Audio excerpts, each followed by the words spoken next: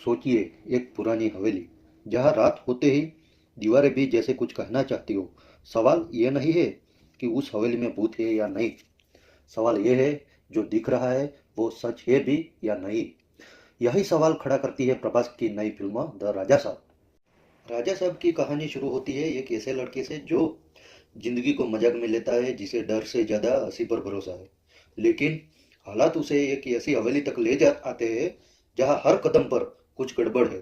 कभी दरवाजे अपने आप बंद होते हैं, कभी आधी रात को आवाजें आती है, और कभी ऐसा लगता है जैसे कोई देख रहा हो। अब सवाल उठता है, ये सब वहम है या वाकई कुछ है। यह फिल्म एक अजीब खेल खेलती है। जहाँ ऑडियंस डरने ही वाली होती है, वहीं प्रभास की एंट्री होती और सीन कॉमेडी में बदल जाता है। मतलब भूत आया और हीरो जोक मार रहा है। कुछ लोग थिएटर में हंसे तो कुछ ने सोचा भाई डरना है या हंसना है। और यही से फिल्म दो हिस्सों में बढ़ जाती है, एक डर और एक मजाक।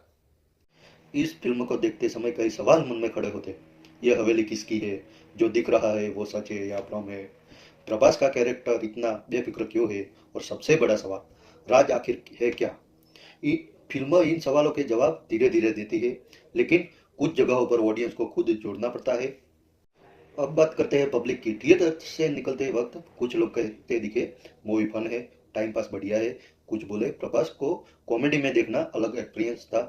तो वही कुछ ऑडियंस ने कहा स्टोरी थोड़ी और स्ट्रॉन्ग होती तो मजा दो गुना हो जाता। मतलब सब है, फिल्म सबको इक्वल लेवल पर हिट नहीं करती। यह फिल्म द राजा साहब एक सवाल नहीं पूछती, बल्कि कई सवाल छोड़ जाती है।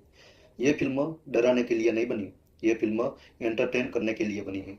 अगर आप लॉजिक ढूंढोगे तो सवाल उठेंगे, अगर फ्लो में देखोगे तो मजा आएगा।